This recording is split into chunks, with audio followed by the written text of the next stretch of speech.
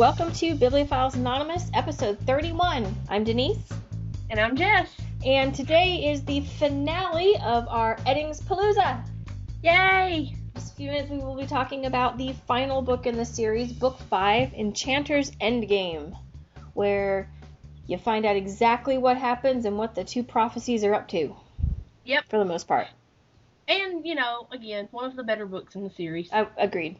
Definitely. I just finished it this afternoon, so yeah. Well, I never even finished Magician's Gambit, so, it's whatever. Oh, good grief.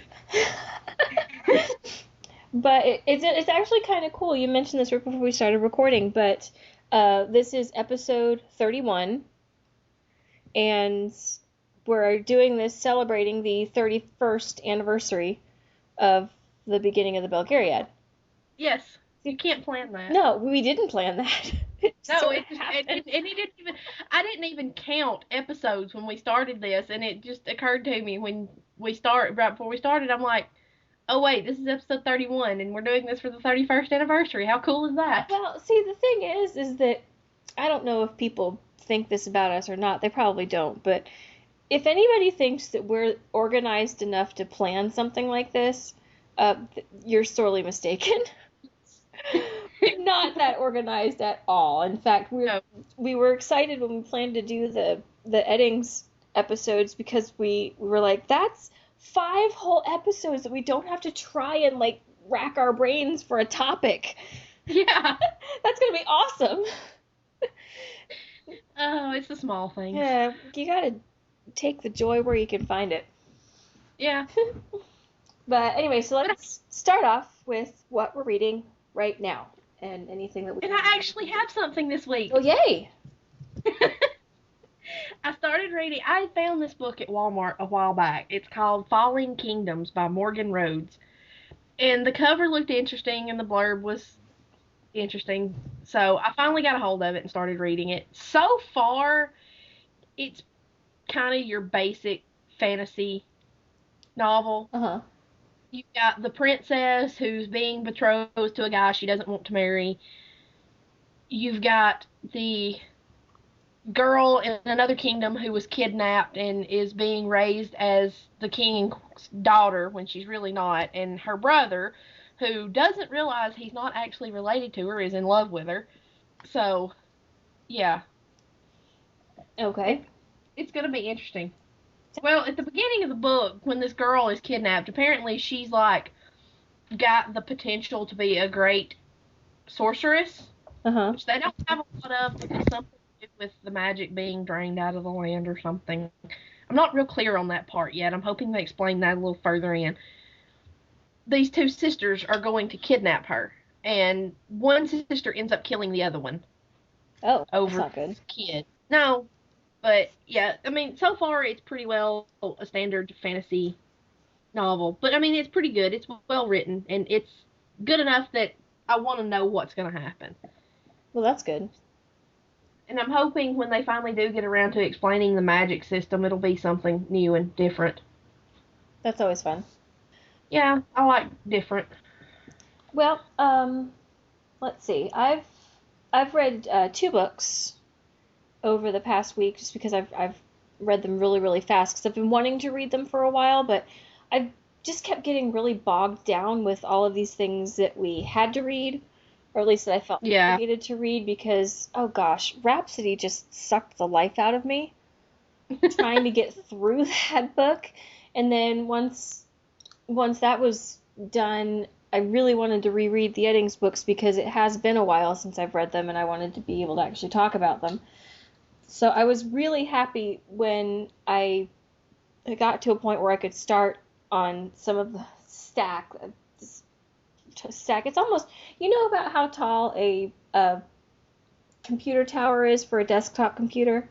Yeah. The stack's about that tall that I have sitting on my desk of the to-be-read pile. And the top book on that stack is called The Madness Underneath by Maureen Johnson. And it's book 2 in her Shades of London series. Well, of course, this is the one that I got when Maureen and Stephanie Perkins came to Raleigh and did the Yeah. book signing. So I was really excited. I got it, and it's signed, and that's awesome. And I just hadn't had a chance to read it yet. But of course, I had to reread book one before I could read book two. And I had forgotten how good book one is. Book one was really good. It's, I don't say a modern take, but kind of a supernatural take on Jack the Ripper, sort of. Ah. So it's a murder mystery with a supernaturally twist to it, and because it's really good. And her, it's not really a magic system because it's more of an urban fantasy, and they don't always have a lot of magic systems, but it's also like a ghost story. So some of the, I guess more it's more history about the ghosts and the people who are able to communicate with them. That's really neat. So I read the first book, which is The Name of the Star, and then last night I finished The Madness Underneath. And I had heard from several people, and Maureen herself at the book signing was talking about it, where everybody was saying that when you got to the end of The Madness Underneath, it was kind of shocking. And I'm not going to say necessarily that it was shocking, like I had to pick my jaw up off the floor, but it was pretty unexpected.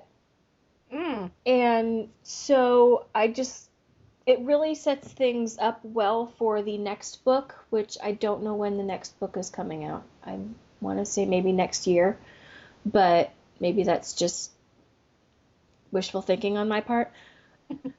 But anyway, it was really good.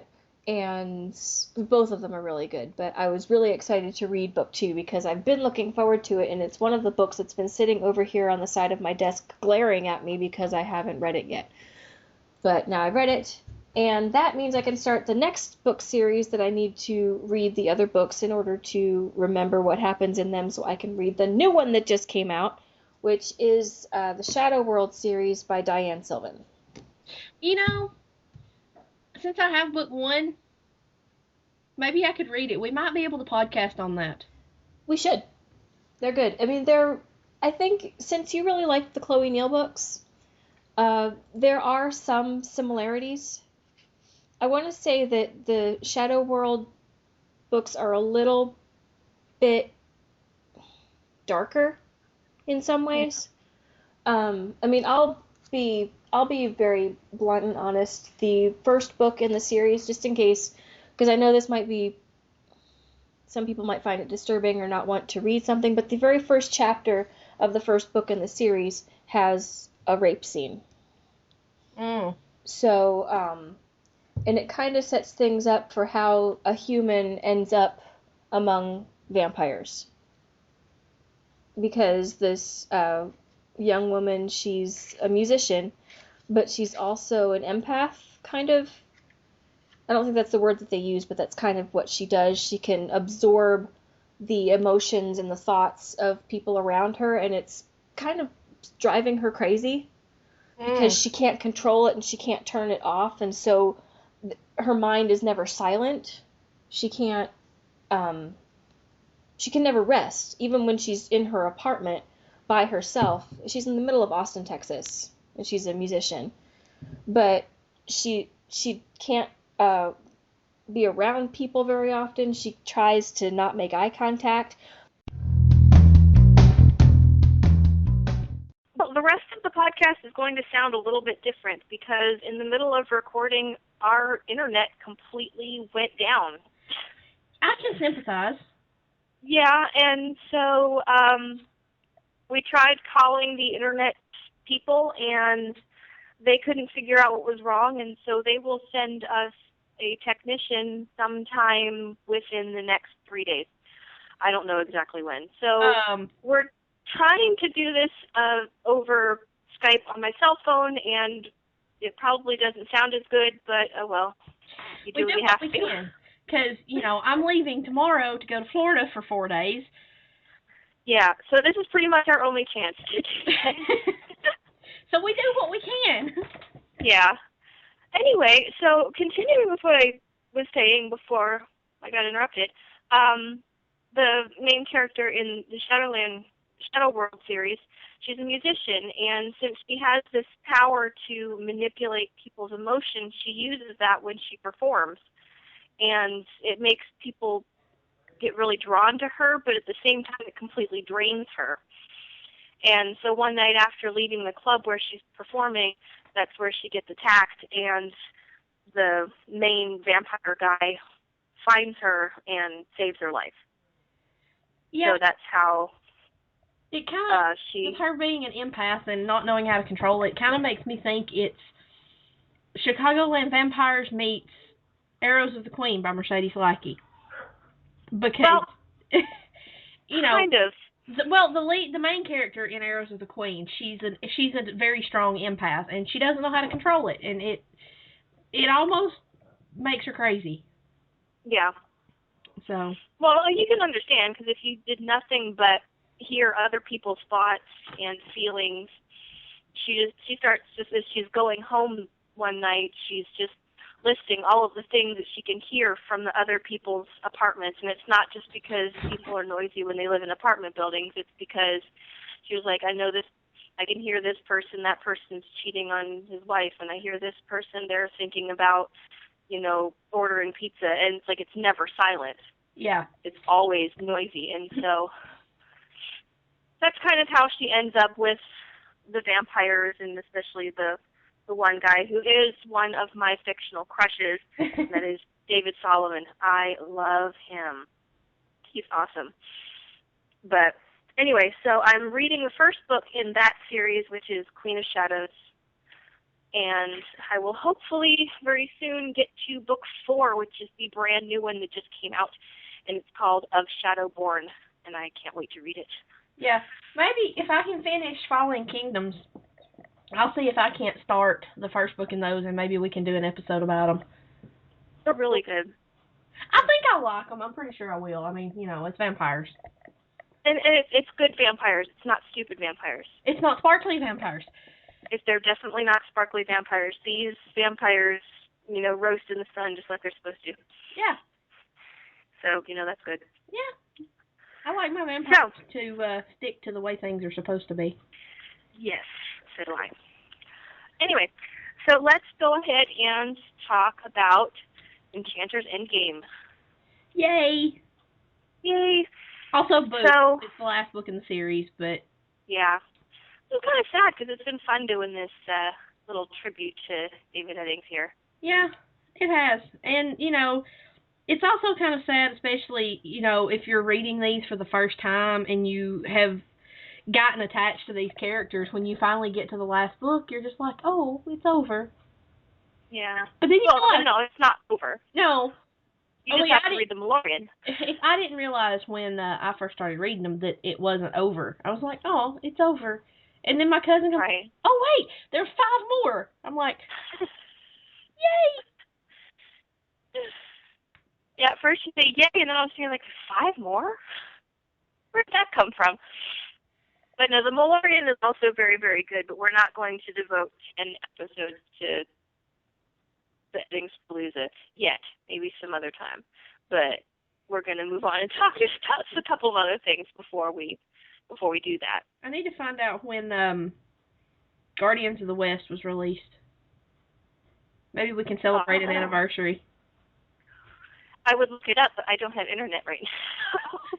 Well, I can't try to look at the moment, or mine will, crap out, and they won't be able to understand anything I say. So, I'll just look it up later. But yeah, so, this is we last left everybody doing all kinds of things. Let's see, Garion and Belgariad and Silk are headed up to Meloria. Yeah, they're creeping. Yeah.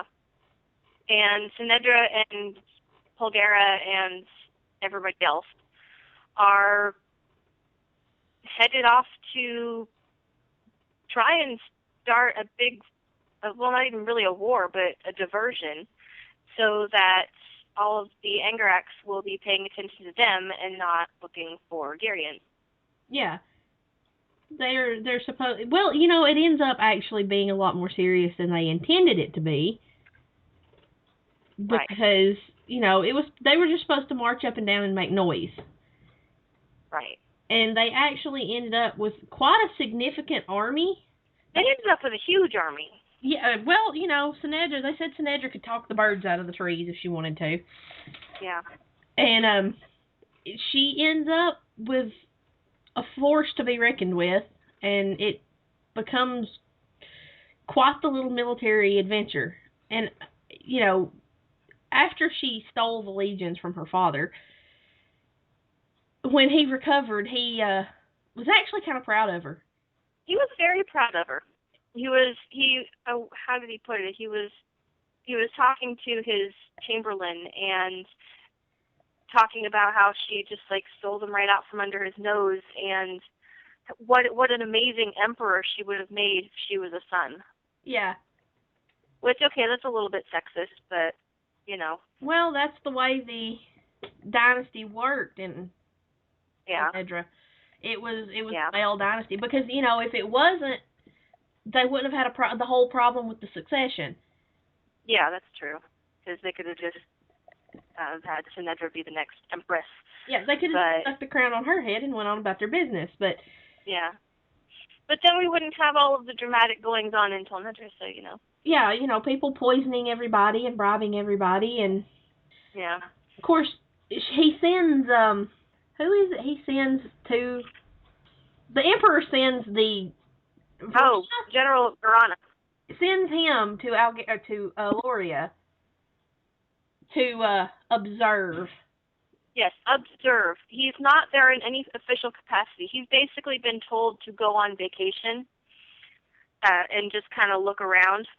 And I love. And if he happens to maybe suggest something here or there, that's fine. But he's not there in any official capacity, because officially Tolnedra is staying neutral and everything. Yeah. Well, I think at one point they call him the Imperial Suggester. Yeah.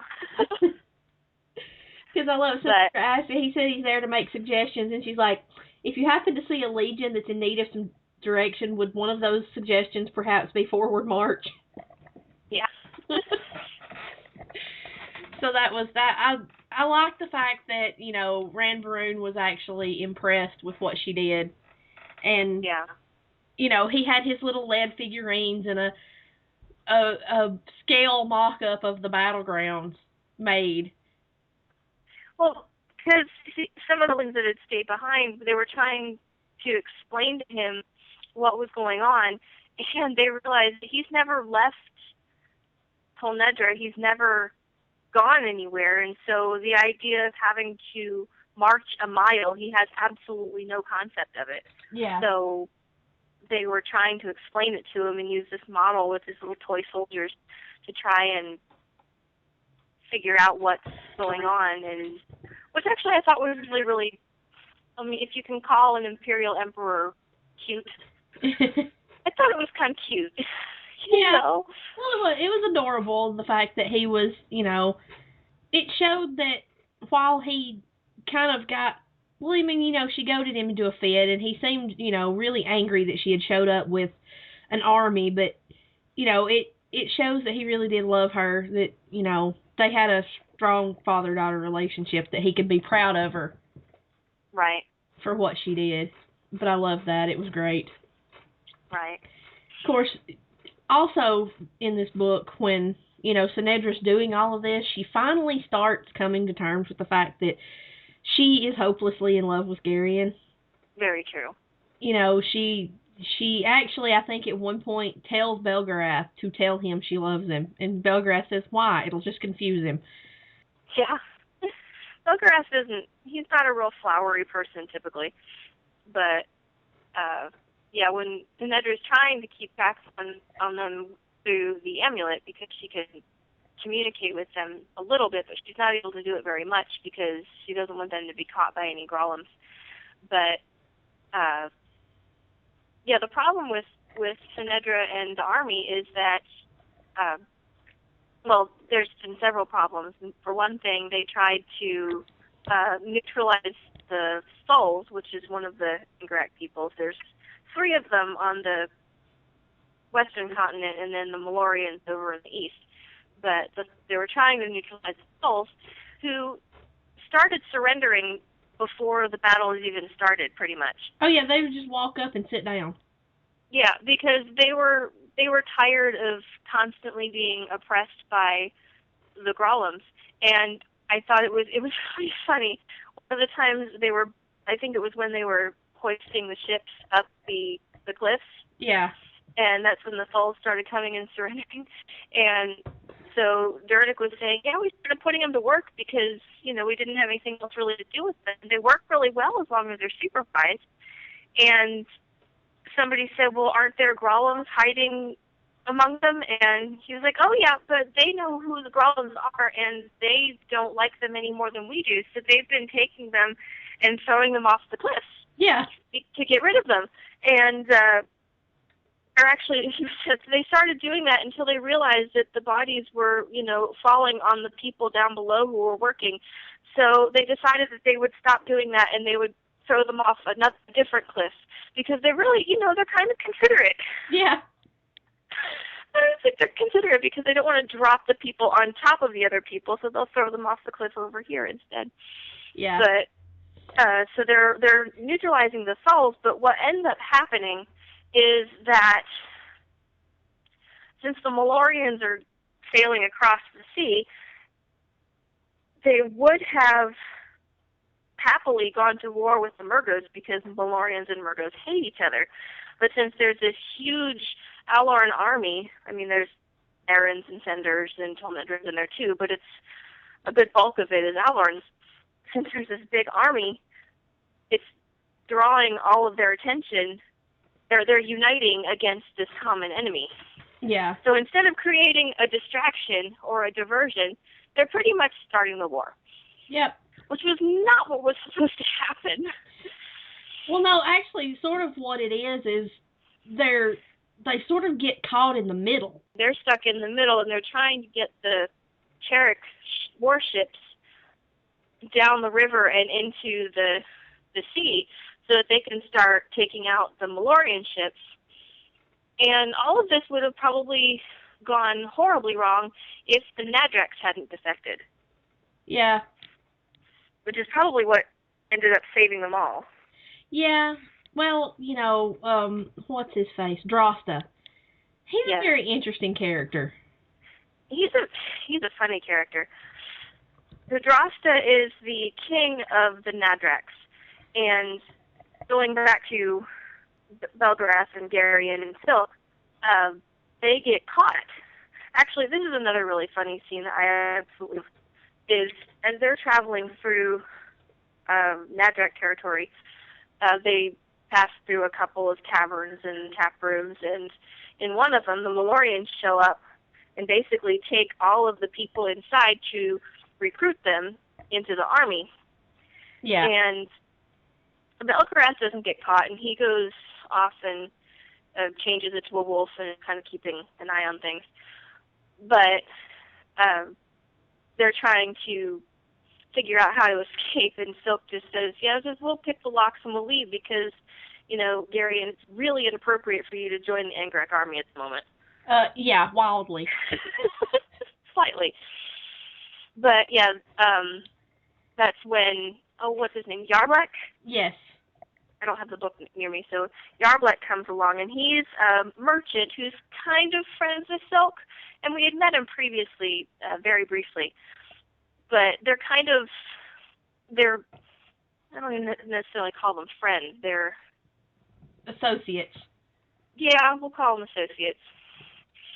And he finds them and kills off the Malorians for them, and then lets all the other people go because he basically said, I'm not going to feed you, so you might as well leave. And takes them to Drosta.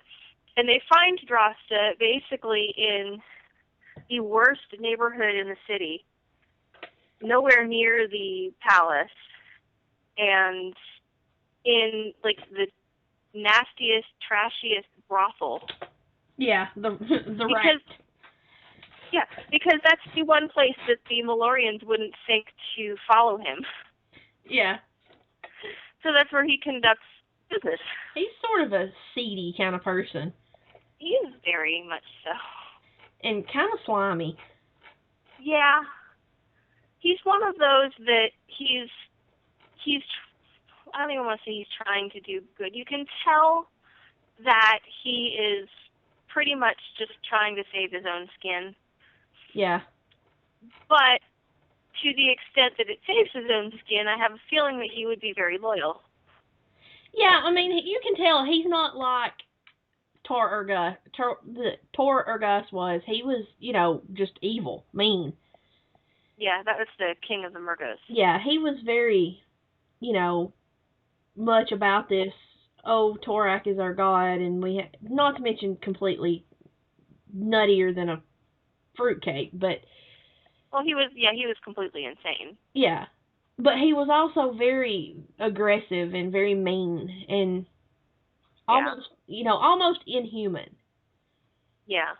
Whereas Drosta is not really mean or evil. No. He's just a little bit self-centered. A little? Okay, completely, but... No, I know what you mean. He is out for himself. Yeah. And if helping himself happens to help somebody else, that's great, but he's number one. Yeah, and I mean, it's not like he doesn't go out of his way to hurt other people, but he doesn't go out of his way to help them either. No, unless it helps him as well. Right. So I mean that's kind of characteristic of the entire Nadrek race. I mean, they're not like the Murgos or the Malorians. Right. They don't have as much of this racial hatred as the other Angarax do. Which, I mean, the Tholls really don't either, but the Tholls are dumber than a box of rocks, so... Yeah, they're more of I don't want to say a slave race, but they've pretty much been enslaved. Yeah, I mean, essentially they are, because they're kind of the Angarax version of serfs. Yeah, kind of. I mean, they're not educated, they're all poor, they've basically been enslaved by the Murgos, but at the same time, they're intelligent enough and, have enough of a backbone that when all these events happen and they start surrendering, that they're flinging golems off the Eastern Escarpment, so. Yeah. Well, there's some things that we're probably going to skim over just a little bit because the ending is where you really see a whole bunch of stuff happening. Yeah. There's a whole lot of battles, and then, Garion's trip trying to get to Meloria, and I don't really want to talk too much about the Moridinum because it's another group of people that live out there that they basically try to raise demons and fight each other, and they have a whole sort of encounter with them, but mostly I wanted to talk a lot about the ending because there's a lot of things that happen at the very end. Once they finally get to Thal Mishrak, things sort of just start happening. Yeah. Well, before we get to Thal Mishrak, there comes a point where Sinedra and Belgariad and Durnik and Erend are captured by the Malorian. Yeah. And that's where we finally get to meet Zakas, the king of the Malorians, who basically seems, he's very polite, very civil, but you can also tell that he's like almost soulless. There's nothing, there's no emotion, it's like he could be carved out of ice. Yeah. And his name in the prophecy was the Empty One. Yeah. Well, we don't know that yet, though. Well, no, that's true. That's something we find out in the Malorian, that he's even in the prophecy. But so he takes Sinedra and Belgariad and Durnik and Erend to Thal Mishrak, and so they're already there when Garion and Belgariad show up. Yeah, because Garion's like, "What are they doing here?" And Belgariad's like, "They're supposed to be here." Yeah, it's okay. I don't know how they got here, but they're supposed to be, and it's fine. They're supposed to be, and since they are, everything's going to be okay. Yeah. I do want to mention, though, when they're on this trek to Meloria, and Torak starts giving Garion nightmares and whispering to him. Yes, that is important. And that real quick. Garion decides to basically throw it back in Torak's teeth. He just up and takes it upon himself. He reaches back and puts his hand on the orb and says, "Look, I know what you're doing. You can't actually do this. You can't make Belgariad my mother. You can't make yourself my father, and I'm going to come kill you." So there. And he manages to completely rattle Belgariad out of his skin. Yeah. And Garion's all like, Torak knows we're here, he knows we're coming, and so it doesn't really matter. And Belgariad is like, Torak's not the only one listening. Yeah. Oh, gosh. Garion's getting better, but he's still very young. Yeah, I mean, he didn't think about the fact that there's the Chandam and the Growlums and everything. Right. But once they do get to Falmishak, there are two confrontations that happen there. And both of them have very significant consequences. The first one is between Belgarath and Zedar. Yeah. And Zedar used to be a disciple of Alder before he threw his lot in with Torak. He became obsessed with the orb as soon as he saw it.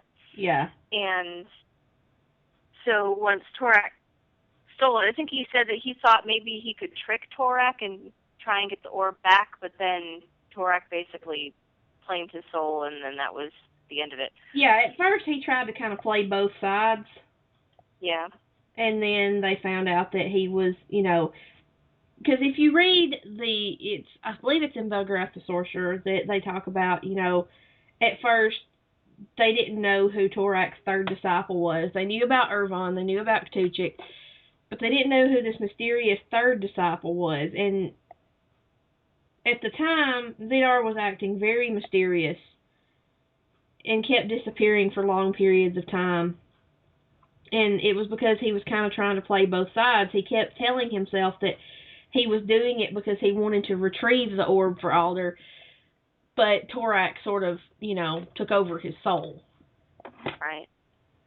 So, I mean, it was kind of hard. I think it was kind of hard for Belgarath. I mean, he was angry and everything, but this is somebody who's basically his brother. Yeah. But one thing very significant that happens that really pushes Belgarath over the edge is that Dernick rushes in there to try and help fight, and Zedar ends up killing Dernick. Yeah. And, of course, Belgarath is devastated. Belgarath is pissed off. Yeah, because Sinedra's not the only person in this book that needs to come to terms with the fact that she's in love with somebody. Right. We've had little hints here and there that there's something happening between Belgarath and Dernick.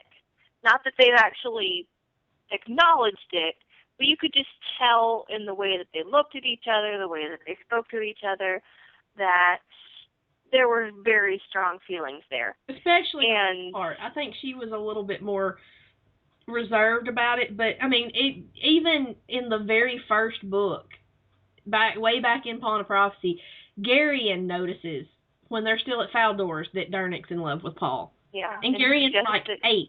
Yeah.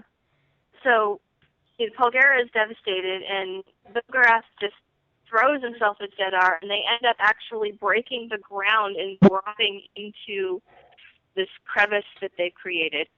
And they're still fighting it out down there. And then all of a sudden, Belgarath rises back up out of the ground and seals it up and says, he's down there, he is imprisoned, he's still alive down there, and he's never coming out.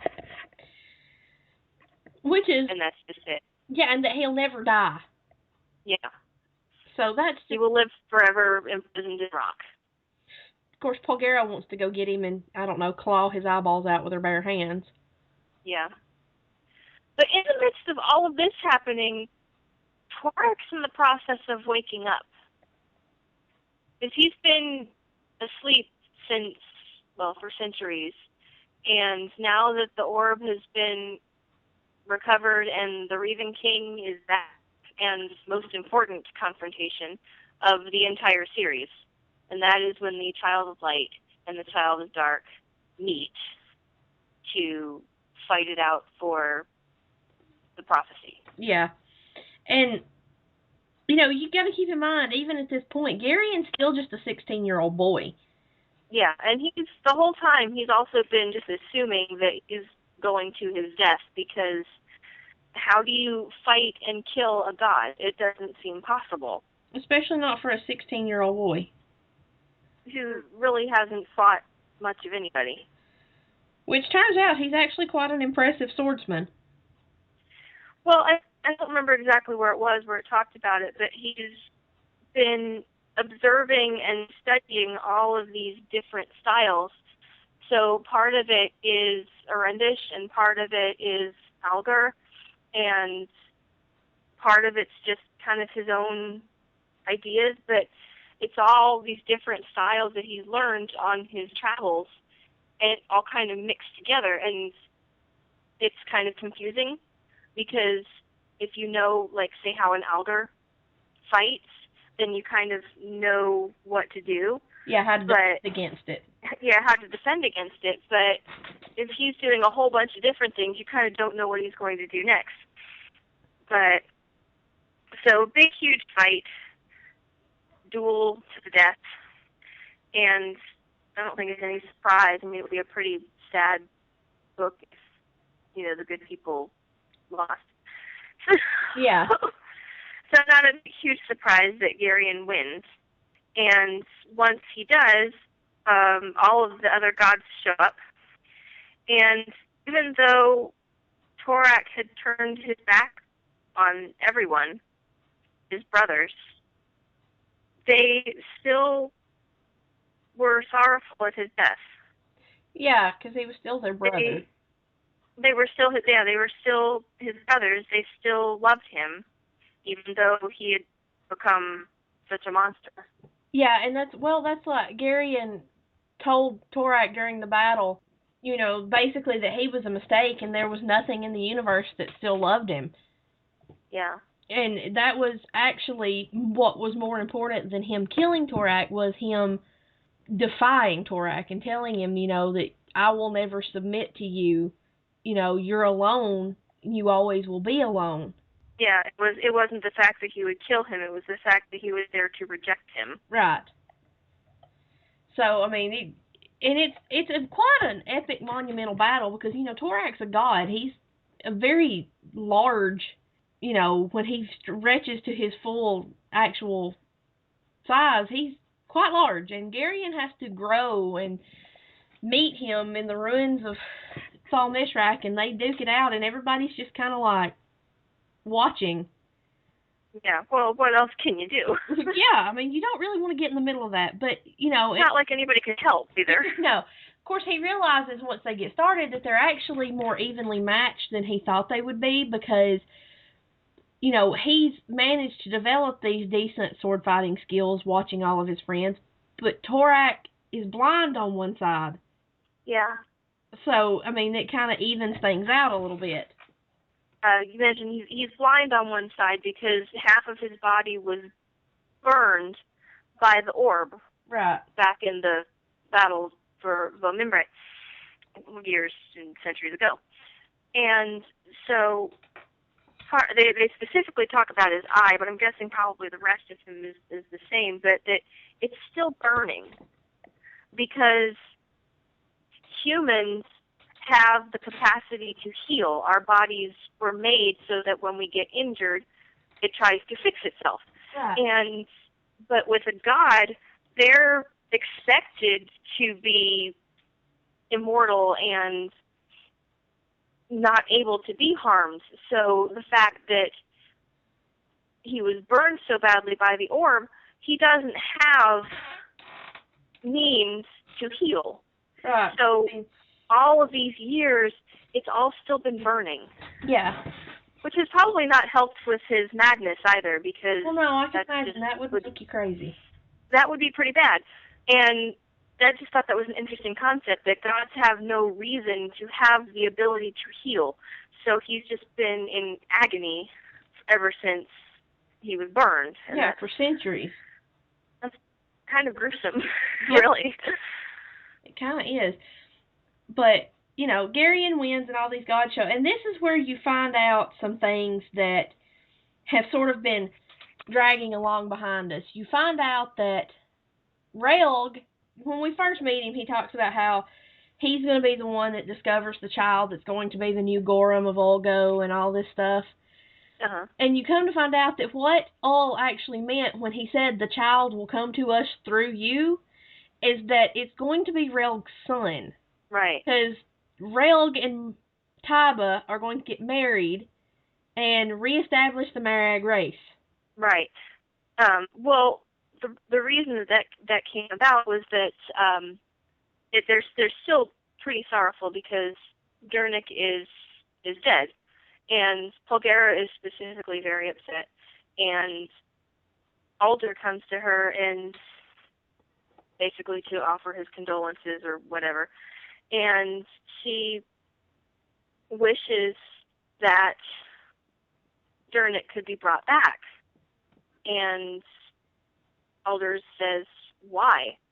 And that's when she admits that she loves him and that she wants to marry him and be with him forever. And at first, Mara decides that he's not going to agree to this because why should they save this life when all of his people were destroyed? Right. That's not fair. And that's when Belgariad kind of offers, they say, we have found a Marag, and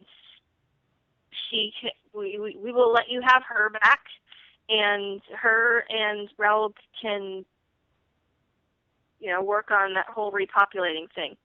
Yeah. Which is a funny thing, too, because this isn't in this book because they had just gotten married at the very end of this book. But there is talk in the very beginning of the Malorian that several people had gotten married and were having children, but nobody could keep up with Raoul and Taiba because they keep having like twins and triplets, and they have a feeling that Mara's kind of interfering, manipulating things. Like, let's build up this race. Let's start this repopulation thing like right away. We're gonna really get going with that. Yeah, I think he wants to do it single-handedly. Yeah. But anyway, so they decide that they're going to bring Dernick back, and they're going to basically focus their power through Garion because he had done it before when he saved the colt, the baby horse. But first, and this is another development that I thought was really, really sweet, and then I thought it was really hilarious, was when Aldor says that if you can't have this inequality between you and the man you're going to marry, so you will have to limit your power so that it is not greater than his. Well, yeah, he kind of tricks her because all he does actually is ask her if she would be willing to. Yeah. Well, he basically just said, and it's true, whether it's in a fantasy series or not, that you can't have a strong marriage between people who are not considered equal. And I think if Paul Era was, this all-powerful person, and Dernick was just a simple blacksmith, even though they loved each other, it wouldn't work. Right. It would be really, really difficult. And they might be happy for a while, they might be happy for a long time. It wouldn't work as well. And he doesn't Polgara assumes that this means that her power is going to be taken away, and she immediately agrees that she will live as an ordinary person. But that's not what he meant at all. No. And when they all get back to Riva, it's right before all the weddings start happening, Belgariad and Dernick get together and basically prove that it wasn't that Paul had lost her power, it was that Dernick has now become a sorcerer. Yeah. It's great. And Belgariad's reaction, oh my gosh. Yeah, she tries to blame Belgariad. She's like, you knew and you let me suffer. And he's like, I didn't let you do anything. Yeah, I didn't do anything. You should have been able, basically, like, you should have figured this out on your own, so can't blame me. You should have sensed something was different about him. Yeah. But it was funny because her reaction was absolutely priceless, because let's face it, it's really, really hard to pull one over on Belgariad. Yeah. I mean, she's pretty quick to notice things, and especially having to spend her entire life, thousands of years, raising young boys. She's had people try to pull things over on her before, and she's pretty savvy. Yeah. So the fact that this one just completely snuck by her, it just made me laugh.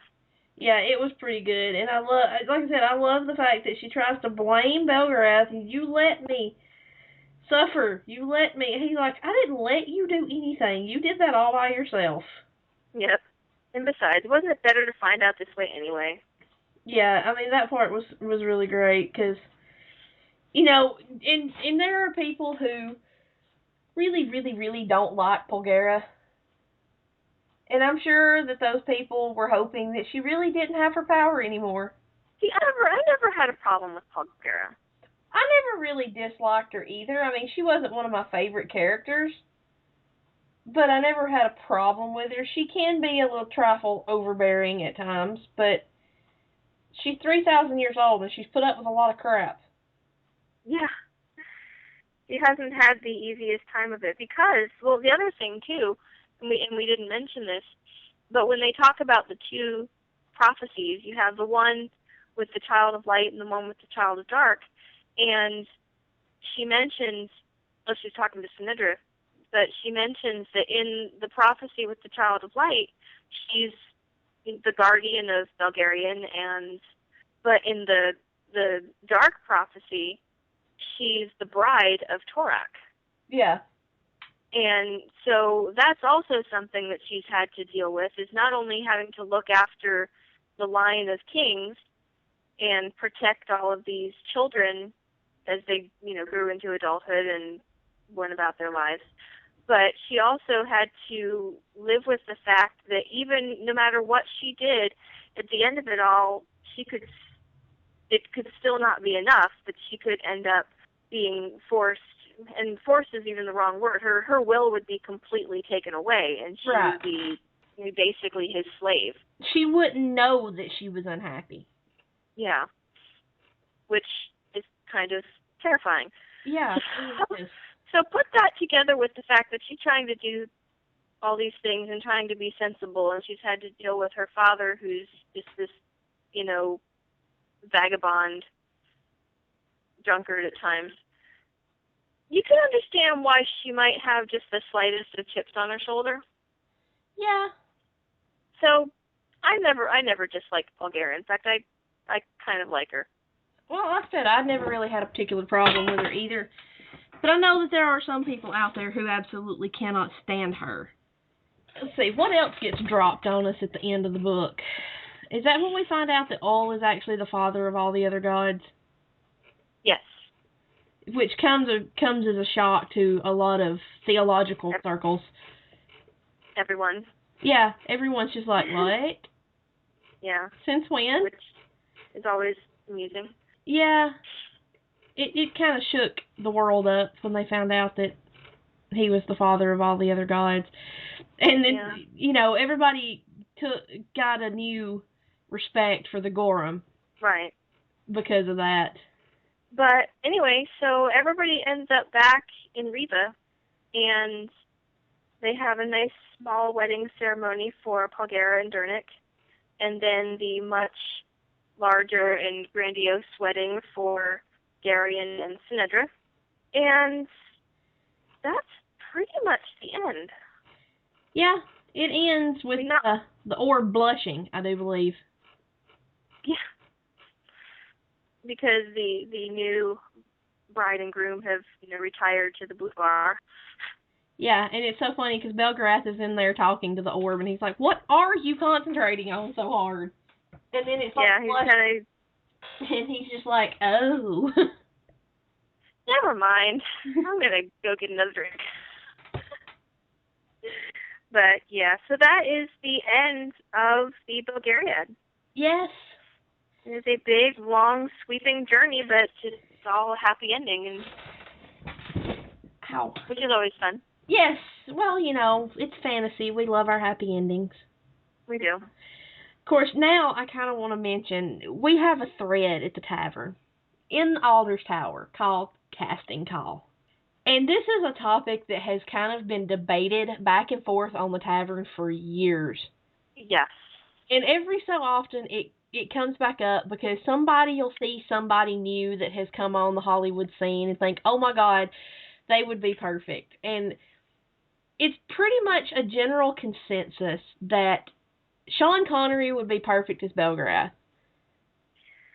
Yeah, I think pretty much everybody who's participated in the casting call thread agrees with you on that one. Of course, we may need a time machine to make it happen.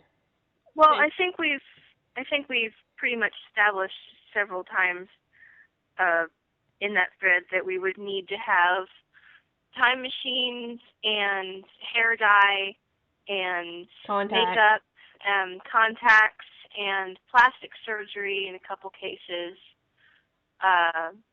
Yeah, but we are going to bend this Dreamcast to our whim here. Yeah, and I mean, failing Sean Connery, I would say his understudy would have to be Liam Neeson.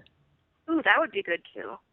But I really, really want Belgariad or Sean Connery. See, I really want Sean Connery to play Belgariad because he'd just be perfect. And I am a firm believer, and a lot of people argued with me over this because, for various reasons, I really think Lucy Lawless would be great as Polgara.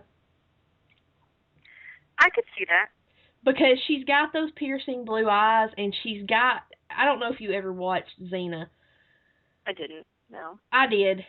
She's got that presence on screen that Polgara would have. She's not, she's pretty, but she's pretty in more of a handsome woman kind of way, like you would expect Polgara to be, rather than girly pretty like Belgariad would have been. Yeah. And yeah, I can see that, because even though they say that Polgara is a beautiful woman, she's not a girly girl. Right. Necessarily. And two, they talk about how Polgara is almost as tall as a man. Yeah. And Lucy Lawless is like almost 6 feet tall. Yeah, she's got a stature. Yeah. To her. So I think she would be really, really good as Polgara. And let's see. I don't know who he would play, but Colin Mockery has to be some Drasnian somewhere. Okay. Because could he? No. You sure he has to be a Drasnian? I've just always thought he would be a Drasnian. I mean, he doesn't have to be, but. Well, I just had kind of a weird thought, actually. What about doing some interesting makeup and costuming and having him play Belden? That has possibilities. I've always kind of pictured Danny DeVito as Belden, though. I don't know about that. See, that's the thing with the casting call. I would be so amazed if these got made into movies that I almost wouldn't be that picky. Well, no. I mean, obviously, if somebody was going to make it, I'd be like, look, I don't care who you get. I just want to see it. Yeah. But while it's pure speculation on our part, I'm going to be picky. And, let's see, who else? Oh, Sinedra. Did we ever get good Garion? The kid from The Chronicles of Narnia. Peter from Chronicles of Narnia. Oh, that would be good. Because he's got the blue eyes and the sandy hair, and he can pull off that I'm completely clueless look. Yeah, that's true. But, no, what I was going to say is Sinedra. There is a show on TV right now called Suburgatory. Uh-huh. And there's a girl on the show, Jane Levy. She's got red hair. She's small, pale skin. I think she would be good as Sinedra. Of course, I also wanted to cast her as Clary Frey in the Mortal Instruments book, so there you go. But she would be good as Sinedra, I think. And I know we had a barrack, but I don't remember who it was. Tim and Rebecca hear this, they're going to shoot me for not remembering who it was. Well, I'm going to post a link to the casting call thread in the show notes, so we can. I would look it up now, but I can't. Yeah. And maybe we can get some new people suggesting. Yeah. Some the ones we've always had a problem agreeing on are like Asherak, and mostly because nobody can agree on whether Angaraks are Asian or black. I always thought they were kind of more of an Asian type. Yeah, or Middle Eastern. Yeah, something like that. Of course, Peregrine made an interesting argument for the dolls being black, but that's a Malorian thing, so we're not going to go into that. Right. But yeah, there's a lot on there. I can't remember all of them right now, and I used to have a database on my computer where I had a list of all the people that I thought would be good. But definitely, if you've read the books, if this has been your first time through, if this has been your 100th time through, hop over to the casting call thread and let us know what you think about who should be cast in the movie. Yeah, there's a lot of speculation on that thread. It's a really interesting thread to go through. And there's several links to pictures of different actors, and some people are just throwing up. They just threw actors in there, like, okay, I don't know where we're going to cast them, but I want this person in there somewhere, and then you have to try and figure out what role they'd be good in. Oh, I remembered who I cast as Torak.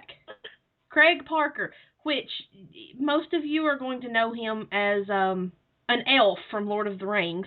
He played Haldir, but he also played Dark and Raw in the Legend of the Seeker TV show.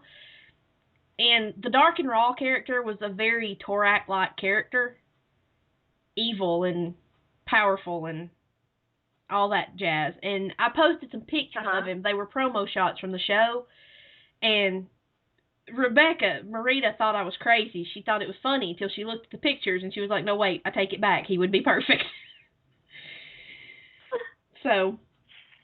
Just from what I can remember of him as Haldir, I could see it.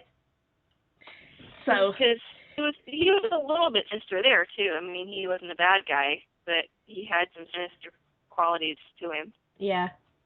But yeah, definitely hop over there and give us feedback on our choices. Let us know what your choices are. And we'll probably debate about it, because we usually do. Yeah, well, that's what we do. So, anyway, before we go off tonight, we have a book to give away. That's right. I almost forgot about that. Yeah, we can't forget about that. No. And this show might end up being a little bit longer than normal, but that's okay. We have, like we had mentioned before, we have the volume 1 of the omnibus of the Belgariad, which is the first 3 books. And we have had 2 entries. We had one entry through email, and that was Judy. And then we had another entry through Twitter, which was Min. Now, I do want to say, disclaimer, this is a different Morgan from the Morgan who won last time, because that was the first thing I asked him. Wait, is that the same Morgan? He's like, no, that's a different one. Yeah, because if it was the same one, we would say, no, you can't win twice in a row. But anyway, so what we're going to do, since we only had 2 entrants, is I have a quarter, and I'm going to flip it. We're going to have very scientific. And we're doing it live. So we'll say if it lands heads, it'll be Judy. If it lands tails, it'll be Morgan. Okay. And hope they're okay with those choices, because I can't talk to them until next. But there you go. And so we're going to flip it, and I'll probably lose it and get to work, and it's not going to go behind my desk or something, because that would not work. Okay. No, that'd be good. And it landed on heads. Heads, yay! So that was, wait. Just who heads was. Heads was Judy. Yes, heads was Judy. Okay. So, yay, congratulations, Judy. We will be getting this book to you. Yay! We have another winner. So, yay! Congratulations. It's a really nice book, too. Yeah, So, like I said, I have the Valorian set that matches that, and they're really pretty, and I love them and hug them, and I want to squeeze them and call them George and pet them. So anyway, yeah, we'll get that out to Judy, and I think that's gonna mostly do it for this week. We're not sure yet what we're going to be talking about next week. We originally were going to talk about the April book of the month over at the tavern, but since we were doing all the Belgariad stuff, we've shifted April book of the day, so we don't have a book of the month for April this time. yeah, we're just skipping it. Yeah, we're just going to skip it and then start over in May. So if anybody has a suggestion that they would like to hear us talk about next week, we would love to hear it, because we've been focused on doing the Belgariad stuff, but we haven't really thought much about what we were going to be doing afterwards, which, oh well.